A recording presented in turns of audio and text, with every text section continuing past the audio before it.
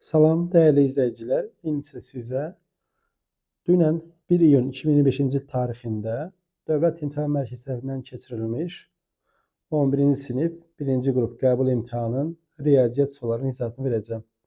Başlayaq ilk sualdan. Sualımız belədir. F(x) funksiyasının qrafikinə apsisi x0 bərabərdir 5 olan nöqtədə çəkilmiş toxunanın tənliyi y bərabərdir 7x çıx 3'dür. F5 plus f tərəmə 5 cəmini hesablayın. Hər hansı belə bir əyri çəkilən burada. Bu da olsun toxunan. Həmin əyriyə çəkilmiş toxunan. Burada nəyə baxırıq? Toxuma nöqtəsi də olsun A nöqtəsi. A nöqtəsi. Bu toxuma nöqtəsi həm bu əyrinin üzərindədir. Əyri də fx verir bizə. Fx. Toxunan da y-dir. Həm də bu toxunanın üzərində yerləşir. Əyrin bu toxuma nöqtəsində apsisində deyirəm, x bərabərdir A nöqtəsi. X burada A. Deməli, bu A-nı həm y toxunanın üzərində, həm də funksiyanın üzərində yerinə qoyanda y-ləri eyni çıxır. Yəni, o deməkdir ki, y-a ilə f-a bərabərdir. Digər tərəfdən də biz demişik ki, funksiyanın x bərabərdir A nöqtəsindəki törəməsi onun həmin nöqtədə çəkilmiş, ona çəkilmiş toxunanın bucaqsalına bərabərdir. Yəni f törəmə A bərabərdir nəyə? Y-in bucaqsalı, yəni k-ya. İndi f5 bərabərdir y5-ə. Bu da məlum məsələ. Tənlik verir bizə. 7 vur 5 çıx 3. Olacaq 32. F törəmə 5 bərabərdir toxunanın bucaqsalı. Toxunanın bucaqsalı 7. Bizdən soruşur bu ikisinin cəmi 32 plus 7 bərabərdir 39. Doğru cavabımız burada Y variantı 39'a bərabərdir.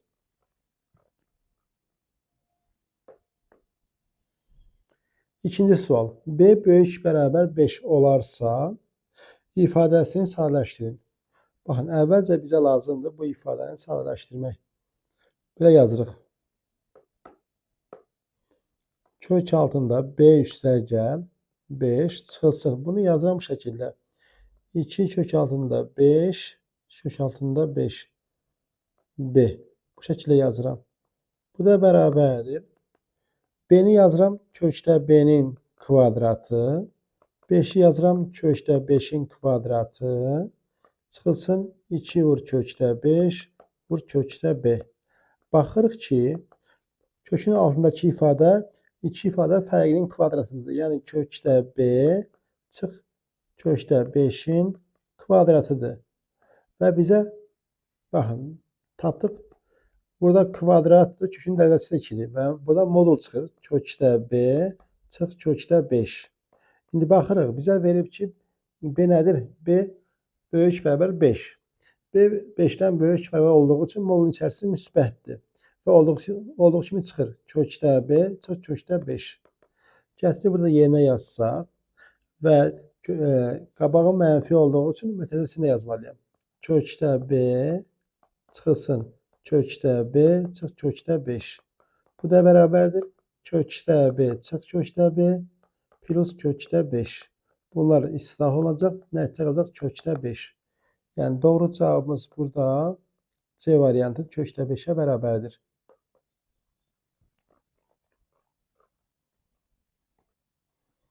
Üçüncü sual. Təzə meyvə qurudulduqda kütləsinin 80%'ni itirir.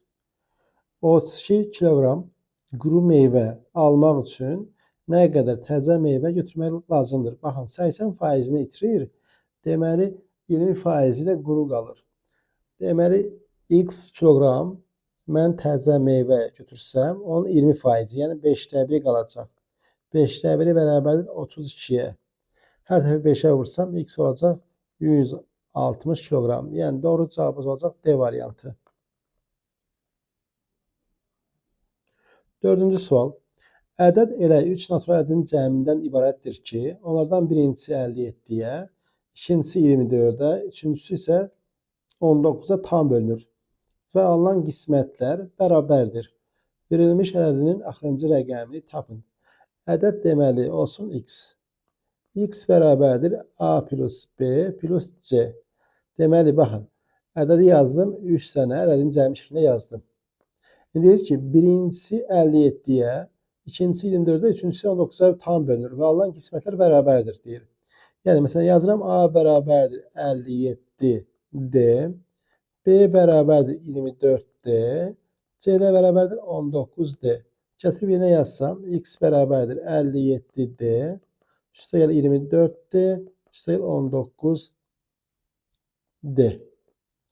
X bərabərdir. Bunları toplasaq bizə verəcək. Deməli, 57 bizə verəcək 100 dəni verəcək. Bəli. 24-dən 19 100 eləyir. 100D. Deməli, baxaq, 100D alır. Ədədi tapdıq. X bərabər 100D. 100D istənilən ədədin hasili sonuncu rəqəm olacaq 0. Yəni, doğru cavabımız olacaq burada C variantı 0-a bərabərdir. 5-ci sual. Tənliyini həll edin. Burada nəyə baxırıq əvvəlcə? Sinus 100 dərəcə plus x-i belə yazıram. Sinus 90 dərəcə üstəgəl 10 dərəcə plus x. Mən buna hər hansı bir iki bucaq kimi baxıram. 90 plus x. Və yaxud da buna bir y desəm, 90 plus y. Artıq burada sinus kosinüsü dəyişəcək. Çünki 90 tək misli olduğu üçün dəyişəcək. Və olacaq kosinus 10 dərəcə plus x. Bunu aldıq. Sinus 90 plus y ikinci rübə düşdüyü üçün ikinci rübədə sinus müsbətdir. Ona görə kosinusun qabağında müsbət qalır. Gətirib yerinə yazsaq 2 kosinus x plus 10 dərəcə çıxılsın kosinus 10 dərəcə plus x bərabər 0.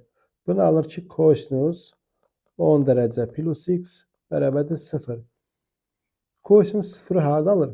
Kosinus 0 alır 90 dərəcədə, dövrdə 180 dərəcədir. Üstəgəl 180 dərəcə vur k və yaxud da n. Burada x bərabərdir 80 dərəcə, üstəgəl 180 dərəcə vurulsun n. Yəni, doğru cavabımız burada C variantı. 80 dərəcə, üstəgəl 180 dərəcə vurulsun n-ə bərabərdir. 6-cı sual. Tənliyini həll edin. Bu tip sualları həlləmək üçün hər tərəfi 4x, 14x və 49x-ə bölə bilərsiniz. Burada mən hər tərəfi böləcəm 4x-ə və alınacaq 7 vurulsun 4-də 49 üstü x. 5 vurulsun 4-də 14 üstü x alınacaq. Bərabər sağ tərəfdə alınır 2. 7 vurulsun 4-də 49-u yazıram bu şəkildə. 2-də 7 üstü 2x. Üstəgəl 5 vurulsun 2x alınır burada. 2-də 7 üstü x. Bərabərdir 2 alınır. Burada 2-də 7 üstü x-ə yeni bir dəyişən deyirəm. Əvəzləm aparacam. A deyəcəm. Bu da 0-dan böyükdür. Gətirib yerinə yazsaq 7a kvadrat üstəgəl 5a çıx 2 bərabərdir 0. Bu da nə deməkdir? 5-i mən parçalaya bilərəm burada. 7a kvadrat üstəgəl 7a çıx 2a çıx 2 bərabərdir 0. İlk ikisindən ortaq vuruq kimi 7a-nı çıxarsam mütərizə xaricinə a plus 1. Burada isə 2-ni çıxarsam mütərizə xaricinə a plus 1 bərabərdir 0. İndi hər ikisində ortaq olan a plus 1 var. Çıxardan mütərizə xaricinə 7a çıx 2 bərabərdir 0 alınır. Hasil 0-sa ən azı biri 0-dır. Sadəcə a 0-dan böyük olduğu üçün a plus 1 0 ola bilməz. Deməli, bu hissəsi 0-dır. 7a çıx 2 bərabərdir 0. 7a bərabərdir 2-yə. A bərabərdir 7-də 2. A-nın qiymətini gətirib yerinə yazsaq 2-də 7 üstü x bərabərdir 7-də 2-yə. Bunu da belə yazırıq. 2-də 7 üstü x bərabərdir. 7-də 2-ni yazıram.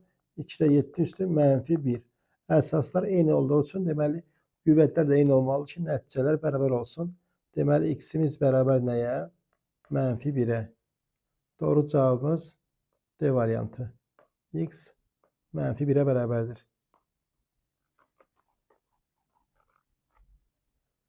7-ci sual. Qrafik təsvir olunmuş fx funksiyası, xətti funksiyasının fx ibtidai funksiyasının ümumi şəklini yazın.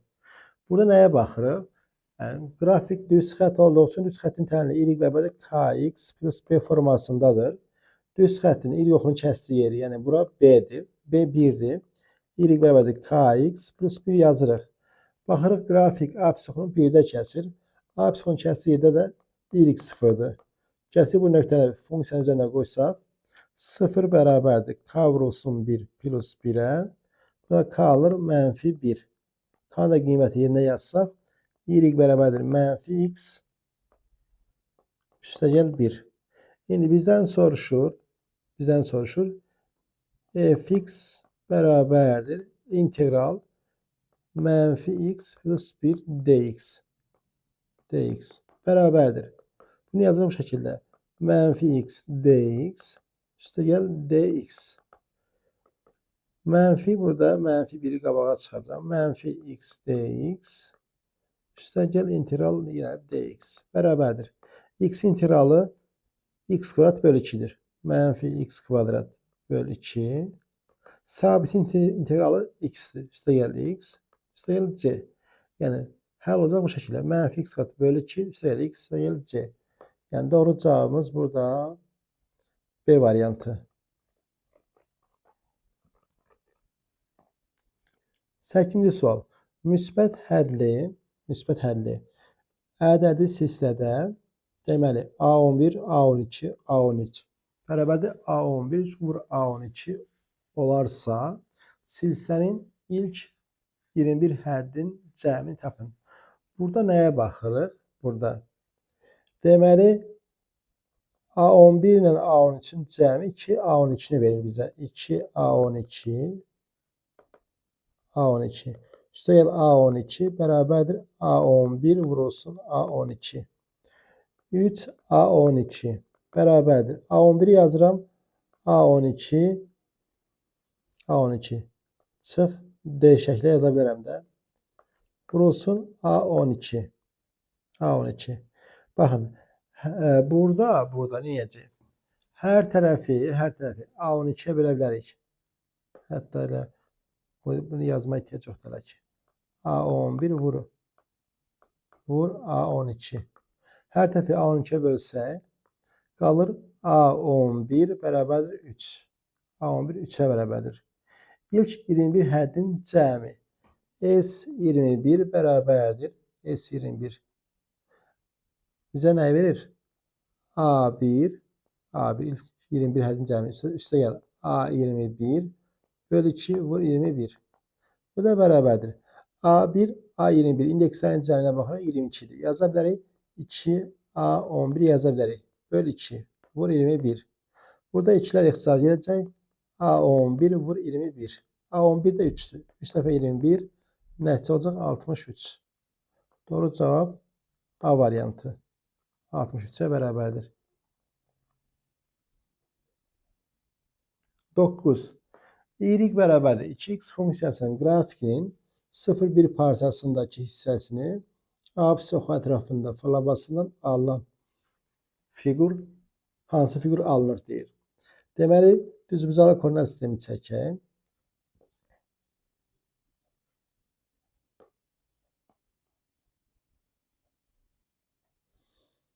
Burası 0'dır.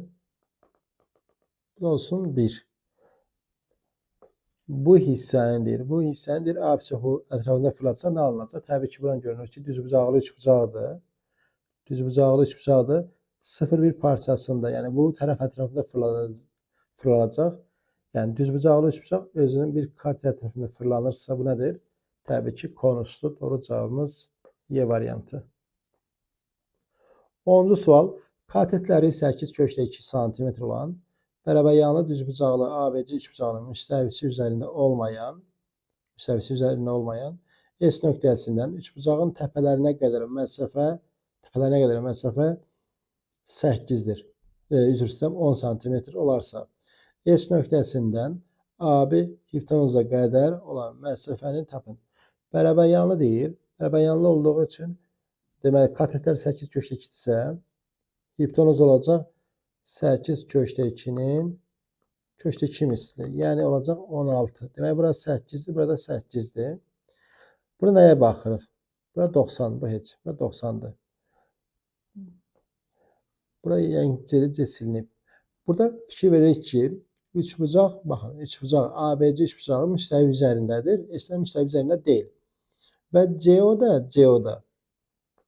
CO SO-nun SO mailin proyeksiyasıdır. CO SO mailin proyeksiyası olduğu üçün və bizə həm də deyir ki, burada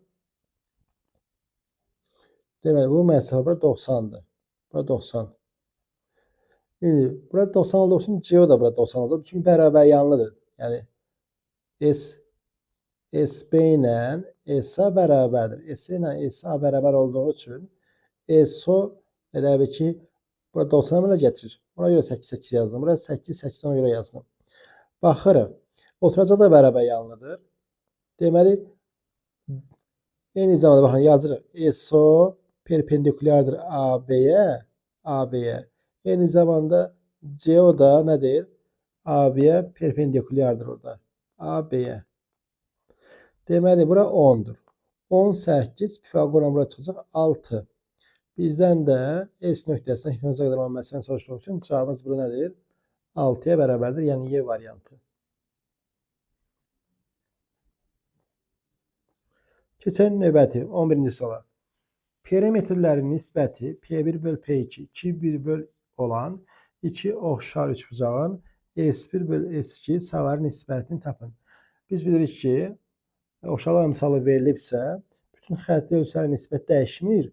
Sadəcə sayılar nisbəti oxşarlıq əmsalının kvadratıdır.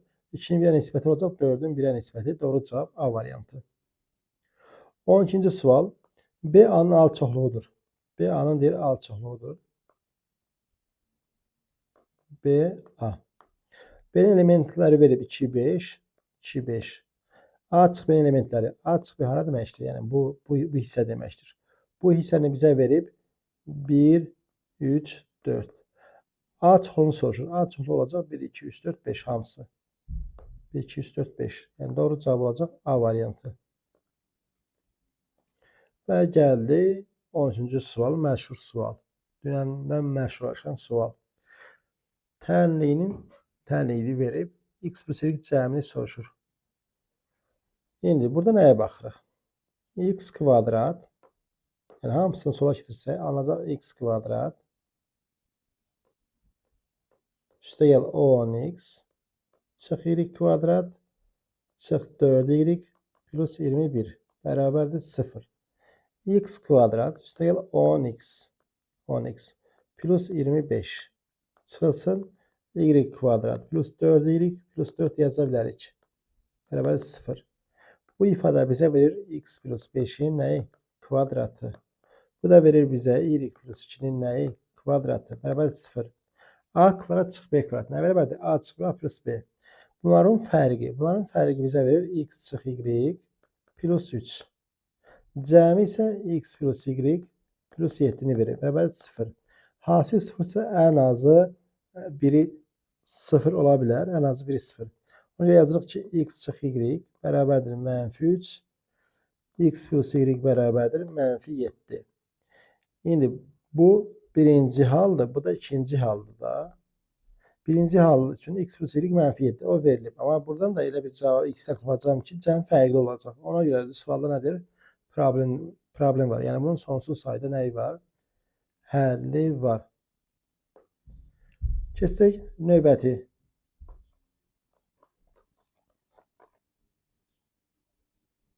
Onuncu sual. Sual belədir.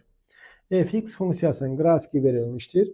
Tənliyin neçə kökü var? Baxırıq nəyə? Funksiya, fx funksiyası mənfi 5-də, bir də 4-də qiyməti 0-dır. Və burada 0 verib. Deməli, bu mütərizənin içərisi 4 çıx 3x kvadratı yaz 4 olmalıdır. 4 çıx 3x kvadratı yaz olmalıdır mənfi 5. Çünki bu qiymətlərdə 0 verilir burada. Birincini alır 3x kvadrat bərabərdir 0. X kvadrat bərabərdir 0. X bərabər 0. 0 təkrarlanan köklü bir dəfə sayacağıq. Buradan alınır 3x kvadrat bərabər 9. X kvadrat bərabərdir 3. X bərabərdir alınır plus minus kökdə 3. Deməli 2 ilə kök burada, bir dənə burada. Doğru cavab olacaq Y variantı 3. Yəni cavab 3-ə bərabərdir.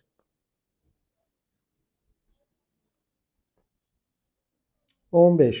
Tərəfləri 24, 25 və 7 olan üçbucağın kiçik hündürlüyünü tapın. Burada nəyə baxırıq? Baxan kimi görünür ki, bu düzbucaqlı üçbucaqdır.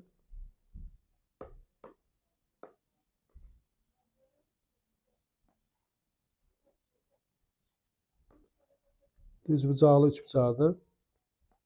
Deməli, verib 7, 24, 25. Kiçik hündürlük soruşur. Kiçik hündürlük böyük tərəfə çəkilmiş hündürlükdür. Yəni düzbucaq təpəsindən çəkilmiş hündürlük burada kiçikdir.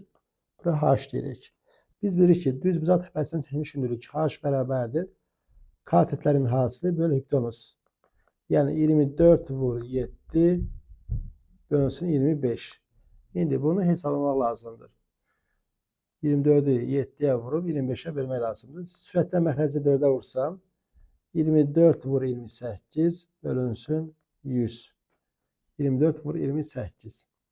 Yəni 4 dəfə 8, 4 dəfə 8. Sonu 2 ilə bitir. Sonu 2 ilə bitən deməli 5 tam %12 var. 6 tam %75 var. Və 5 tam %62 var.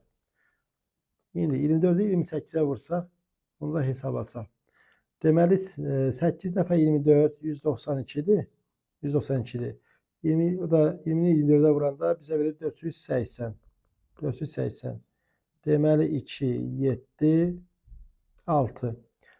672. Deməli orada cavab 6 tam %72. Doğru cavab B variantı. 16-cı sual. Limit x sonsuza yaxınlaşır. Yəni bizə bu limitin soruşur nəyə bərabərdir? Şimdi gəldi bura. Şimdi görək bunu necə yazacağıq. Sürəti də məxrəci də, burada x-ə böləcəm. Sürəti x-ə bölsəm alınacaq limit x sonsuza yaxınlaşır. Yazırıq. Sürəti x-ə bölsəm alınır. Köşdə x bölünsün x çıxsın 4. Məxrəci x-ə bölsəm 2 plus 1 böl x. Çünki x sonsuza yaxınlaşır üçün sürətlə məxrəc hər ikisi sonsuza yaxınlaşır. Qeyri-müəyyənlik alınır.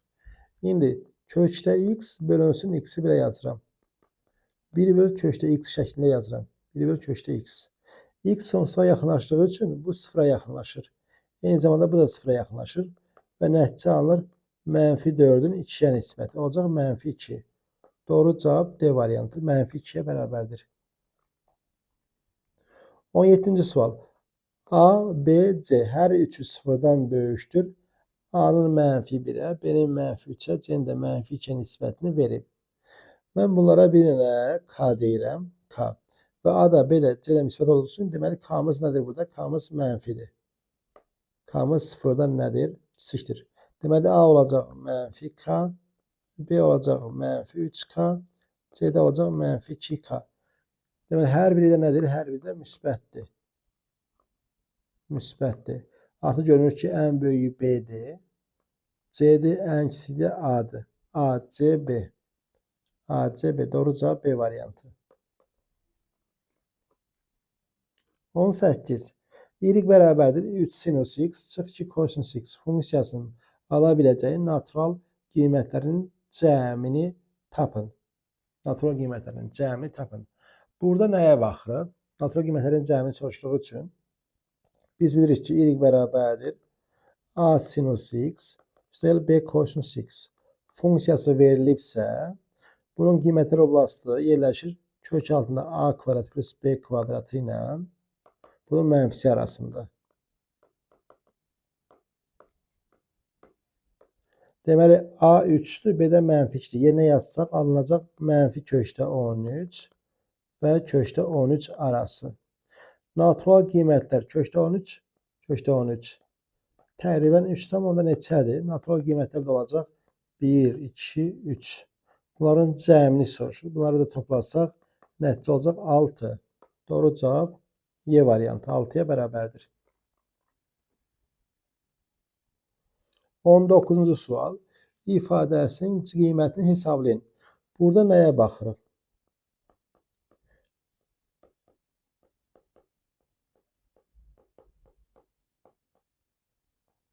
Birinci modul mənfidir, ikinci modul isə müsbətdir. Niyə mənfidir? Burada 2,3'ü kök altında 5,29 yaza bilərik. 2,2'ni də yaza bilərik. Kök altında 4,84. Birincisi mənfi olduğu üçün yer dəyişib çıxmalı ki, moduldan mənfi çıxmasın. Yəni 2,3 çıx kökdə 5. İkincisi də olduğu kimi çıxır müsbətdir deyə. Kökdə 5 çıx 2,2.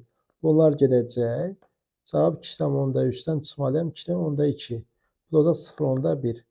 Doğru cavabımız burada D variantı 0,1'ə bərabərdir. 20-ci sual. ABC üçbucağında bucaq A, bucaq B nisbətini verib, 1-in 2-yə nisbəti. Deməli, bucaq A, bucaq B. A, B, C. Bura elə bir ki, x-dir. Bura verib 2x. BC-nin AC nisbəti. BC-nin AC nisbəti 5'in 6'ya. Yəni bura olacaq 5K, bu da olacaq 6K. Kosinus bucaq A-nı soruşur. Nəyə bərabərdir? Maraqlı sualdır. Məsələn, suallara ümumiyyətlə baxmamışam. Yəni həllələməmişəm. İlk dəfə də izah ilə baxıram. Maraqlı sualdır. Bura görünür ki, artıq iki tərəf verilib. Bir də onların qarşısındakı bucaqlar verilib. Maraqlı sualdır. Burada bu tip suallar, yəni iminə bu tip suallar yoxdur. Amma maraqlı sualdır. Bəlkə də var.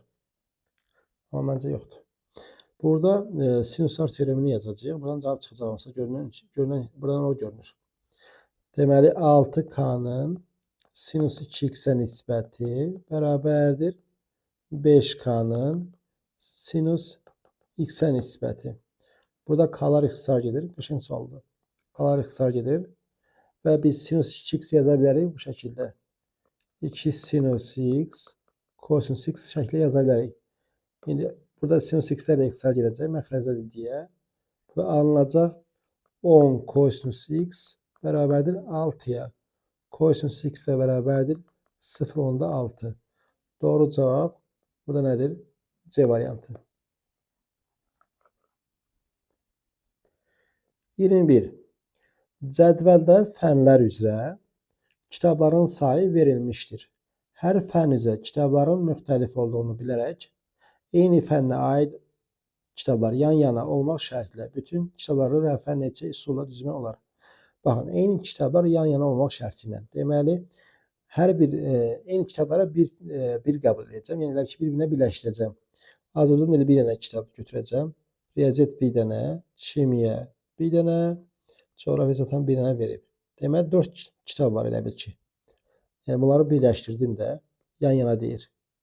4 kitab var. 4 kitab olduğu üçün bunlar 4 faktora qədər yer dəyişəcək. Azərbaycan dili kitabları öz aralarında 2 faktora qədər yer dəyişir. Bu 2 faktorial. Vurulsun riyaziyyat 3 faktorial. Təzədən vurulsun kimya 2 faktorial. Coğrafiya zaten 1'dir. Bu da bərabər 4 faktorial bizə verir 24. Vur 2, vur 6, vur 2. Bu da 24 vur 24, 576. Deməli, doğru cavab burada nədir? 576'ya bərabərdir. 22. Çevrələrin mərkəzləri arasındakı məsafəni tapın. Burada nəyə baxırıq? Birincinin mərkəzi 3, 1'dir. İkincinin mərkəzi isə -3, 1'dir. Bunu iki nöqtə arasındakı məsafə düsturu kimi yaza bilərsiniz. Amma burada ona ehtiyac yoxdur. Niyə ehtiyac yoxdur? Çünki baxırıq ki, bu nöqtələrin ordinatları eynidir.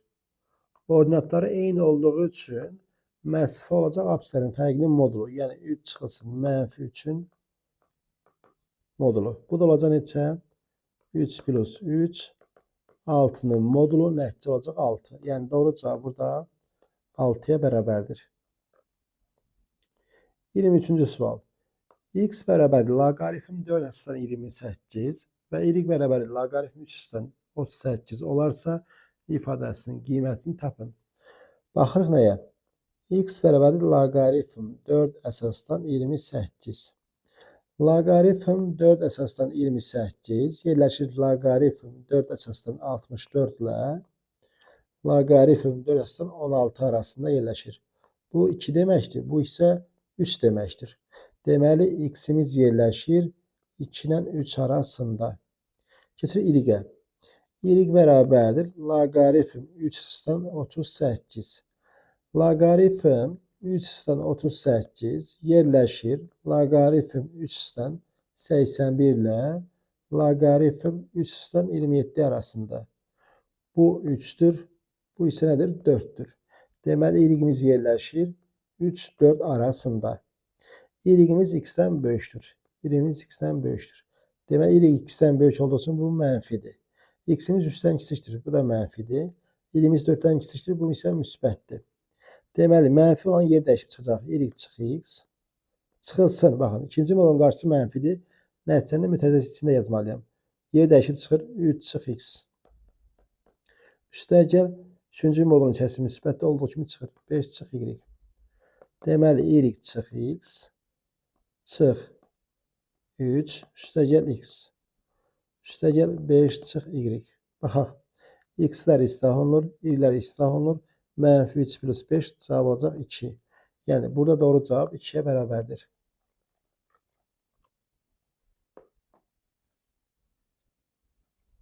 Gəldi 24-cü sual və suala deməli, bərabərsinin tam həllər çoxluğundan təsadüfən seçilmiş bir ədədin mənfi ədəd olmaması hadisəsinin ehtimalını tapın. İndi burada nəyə baxırıq?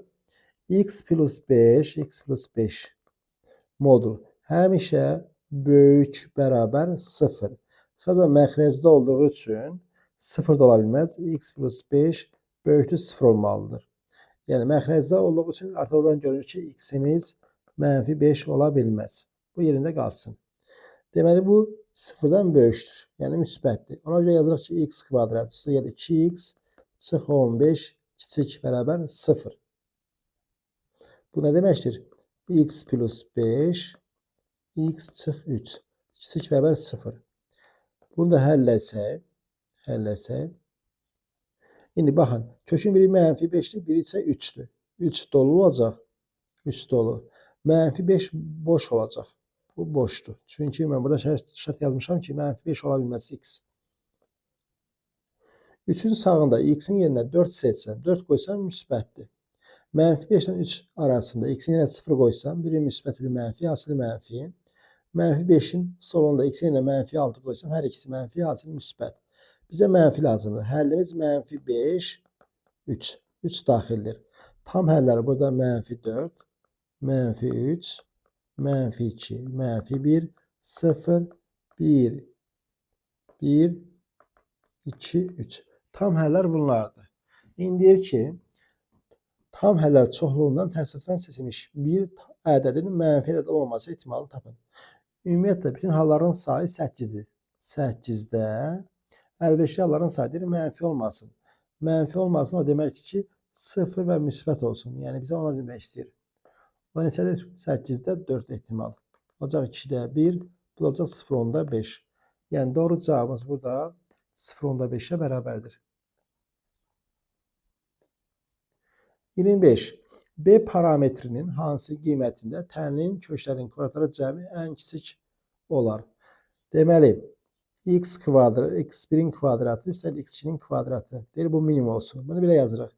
x1 plus x2'nin kvadratı çıx 2 x1 x2. Bu da bərabərdir. Kökləri cəmi. Çevrilmiş kvadrat tənliyi olduğu üçün kökləri cəmi. x1 ilə x2'nin cəmi. İkinci əlin əmsalının əksi, yəni 2b çıx 3. Kökləri hasil isə mənfi 2b'dir. Mənfi 2b. Bunu yerinə yazsaq, 2b çıx 3'ün kvadratı çıx 2 vurulsun mənfi 2b. Bu da bərabərdir. 4b kvadrat, üzərini açırıq. 4b kvadrat. Çıx hasılanın 2 misli. 12b plus 9. Və mənfi burada nə olacaq? Müsbət. Plus 4b. Bu da bərabərdir. 4b kvadrat çıx 8b üstəgəl 9. Təzədən bunu tam kvadrat ayırmalıyıq ki, görək. Bu da beraber. 4b kvadrat ne demektir? 2b'nin kvadratı. 2b'nin kvadratı. Sıx. 2 vurulsun 2b vurulsun 2. Plus 2'nin kvadratı lazımdır ki bu olsun tam kvadrat. Plus 5 de qıraqda yazıram. 5.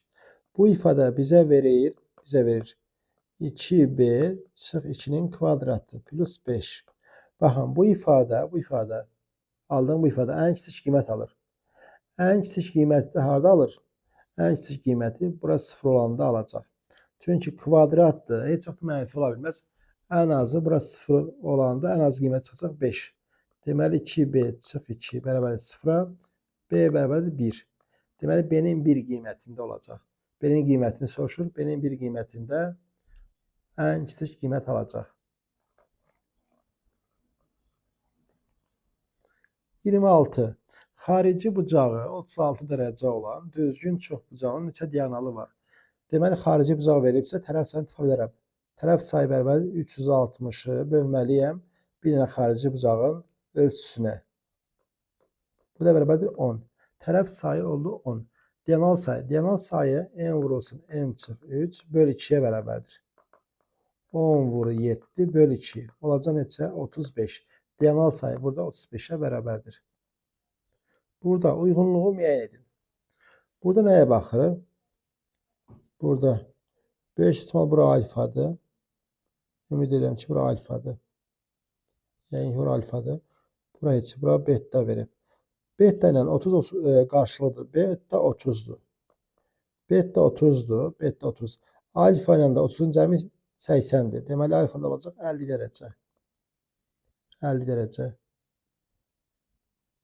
Yox. Bu mənim görüm bunu tapım. Bu testi. Görüm şəkil necədir.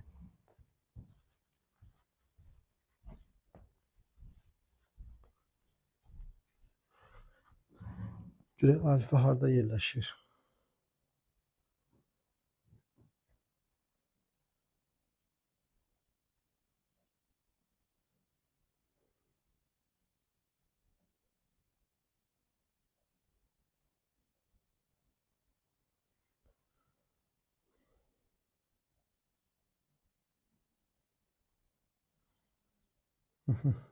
Tamam. Deməli, burada beta heç üzərindədir. Alfanı burada veriblər. Bəli, alfanı burada veriblər. Beta 30. Beta 30'dursa, bu hissə bayaq tapdıq. Bura 50'dir. Bura 50'dirsə, alfa olacaq 130. Alfa 130. Deməli, alfa 130. Alfa plus beta 160'dır. Alfa 130. Baxın, 1'ə BC. 1'ə BC. 2'də nəyə baxırıq? Alfa olacaq 70 ilə 50'nin cəmi. Çünki bura bir xətt çəksəm, bura bir paralel xətt çəksəm, D1, D2'yə. Bura 70'dir, burada 50'dir. Alfa ikisinin cəmi 120. Beta da məlum məsələ. Beta ilə 50 qonşu bucaqlar olduğu üçün beta olacaq 130. Beta 130, alfa 120. Yəni bunların cəmi bizə nəyi verir? Bu şəkildə səhv mi veriblər yoxsa? 70, 50, alfa 120. Alfa 120 Y variantı buna aiddir. Başqa beta'nın da yeri düzgündür. Beta da 130. Beta 130 və cəmlərdə 250'dir. O aid deyil. Keçin növbətçisi. Növbətçisində şəkil biraz yenə anormal şəkil burada ümumiyyətlə yoxdur. Şəkil. Demək şəkil belədir. Bura 40 dərəcədir. 40 dərəcə. Bura betadır. Burada alfadır. İndi mən bunu bu şəkildə uzaldacağım. Bura alfası, burada alfa olur. Üç bucağın xarici bucağı da alfa. Ona qonşulma iki daxili bucağın cəmidir. Alfa olacaq 40 ilə 60'ın cəmi 100. Beta da bərabərdir 120'yə. Deməli alfa 100, beta 120. Alfa 100, beta 120 toplayanda 220. 220 D variantı. D variantı buna aiddir. Baxın, A variantı heç birinə aid olmadı. 110 dərəcədir. Heç birində alfa 110 dərəcə alınmadı. Yəni 1'ə BC, 2Y, 3D. Keçək növbəti sualımıza 28 və sual belədir. Elmir və Gülnarın da olduğu düşərgədə Elmir olanların sayının qızların sayına nisbətini hesablayanda özünü və günləri saymağı unudur və 5-də 3 kəsrini tapır. Günlər isə onların qızların sayına nisbətini hesablayanda özünü saymağı yaddan çıxarır, Elmiri 2 dəfə sayır və nəticədə 3-də 2 kəsrini tapır. Düşərgədə neçə uşaq var? Baxın, deməli, qız, oğlan deyirəm. Baxın, deyir ki, Günlər, baxın, Günlər elə ki sayır. Günlərin saymağı. Bax, deyir ki, Elmir və Günlərin olduğu düşərgədə Elmir onların sayını. Elmir başlayır saymağa. Elmir sayır, qızların sayının nisbətini, yəni onların sayını, qızların sayının nisbətini hesablayanda deyir, özünü və Günləri unudur və 5-də 3 alır. 5-də 3. Deməli, 5-də 3 alırsa, onların sayı qızların sayı deyir, nisbəti. Deməli, onların sayı 3K'dır. Qızların sayı olacaq 5K. Burada Elmir özünü və Günləri unudur və bu şəkildə bir kəsr alır. Yəni 5-də 3 kəsri alır. Deməli, sayı nisbəti olacaq 5K və 3K. Onların özlərini əlavə eləsəm, deməli, əvvəlcə neçəymiş əvvəlcə? 5K plus 1 qızdır, 3K plus 1 oğlandır. Sonra deyir ki, Günlər isə onların sayının qızların sayına və onların sayının qızların sayına nisbətini hesablayanda özünü yaddan çıxarır. Günlər özünü yaddan çıxarır. Yəni, yenə 5K olacaq qızların sayı, yəni bir vədə azalacaq. Elmir isə 2 dəfə sayır, onların sayı isə bir vədə artacaq. Baxın, qızların sayı 5K'dır, bölünsün onların sayı. Mən tərsi yazdım, üzürlü sayın. Qızların sayı məxrəcdədir 5K. Baxın, onlar özünü unudur. Ona görə 5K yazdım. Amma onlarda Elmir 2 dəfə sayır. Onların sayı 3K plus 1 olduğu üçün 2 dəfə saysa, deməli 3K plus 2 olacaq. Bu bərabər nəyə? 3-də 2 kəsrinə. 3-də 2-yə bərabərdir. Burada da alınır ki, 10K bərabərdir 9K plus 6. K 6 alınır. K-nı tapdıq 6. Bizdə deyir ki, düşərgədə neçə uşaq var? Düşərgədə uşaqların sayı, baxın, buna bərabərdir. Yəni, 6, 8K üstəgəl 2. K da 6'dır. 8 vur 6 plus 2. Olacaq neçə? 50. Düşərgədə uşaq sayısı 50'yə bərabərdir. Keçdi 29-cu sual. Düzbucaqlı paraleliped, piramida və kubun oturacaqları kongruent kvadratdan ibarətdir. Yəni, o deməkdir ki, buradakı piramida nədir? Oturacağı düzgün dördbucaq, yəni kvadratlı paralelipeddə də eyni şəkildə. Deyir ki, düzbucaqlı paralelepedin həcmi piramida və kubun həcmləri cəminə bərabərdir. Düzbucaqlı paraleleped və piramidanın hündürlükləri 6 sm olarsa, onların oturacağını tapın. Baxın, V kub. Oturacağın tərəfinə A desəm, kubun həcmi olacaq A kubu. Yəni, sonra gəlir, burada nə? Paraleliped. Paralelepedin həcmi V paraleleped yazıram. Sadəcə belə qalsın. Paralelepedin həcmi, oturacağın sahəsi, oturacağı kvadratdır, A kvadrat. Vur hündürlüyü, H paraleleped. Sonra gəlir piramida. V piramida bərabərdir 3'də 1 S oturacaq. Oturacaq kvadratdır, A kvadrat. Vur H, H piramida. İndi bizə deyir ki, burada deyir ki, düzbucaqlı paralelepedin həcmi, yəni A kvadratı vur H paraleleped bərabərdir piramida və kubun həcmləri cəminə. Yəni A kub üstəgəl 3'də 1 A kvadrat vur H piramida. Bunu yazdıq. İndi deyək ki, düzbucaqlı paraleleped və piramidanın hündürlüklərini verib 6. Düzbucaqlı paraleleped və piramidanın hündürlükləri 6 verib. Yəni bura 6'dır. Bu da olacaq 6. Görün alınır. A kvadratı vur 6. Bərabərdir A kubu üstəgəl. 6'nı yerinə yazsa nə olacaq burada?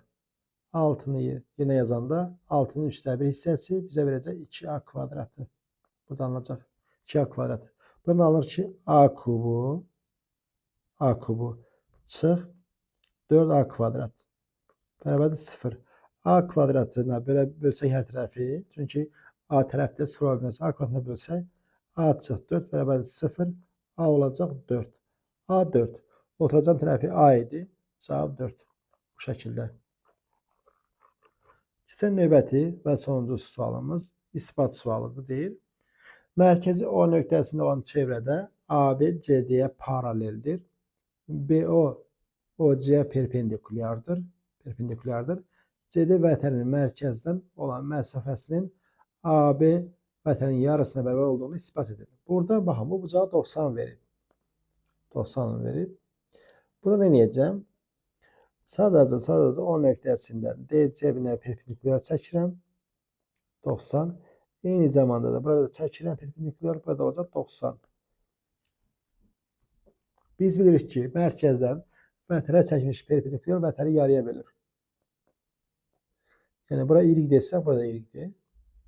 Bura mən x desəm, burada x olacaq. X.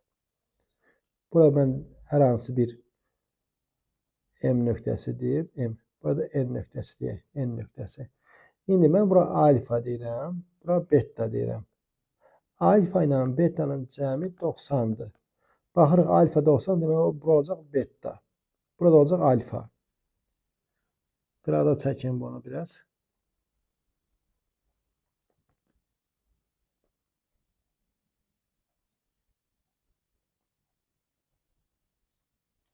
Belə bir şeydir. Bu heç, burası bəlli. Bura radius, burada radiusdur. Yəni, şəklə görə bizdən normal görünür. Bura C-dir. Bura D-dir. D deyil. Hətta bura N demişəm. N. Bura C. Bura M demişəm. Bura B. Bura 90 verib. 90. O. M, O, N bucağı açıq bucaqdır. 180 deyil. Mən bura alfa deyirəm. Bura beta.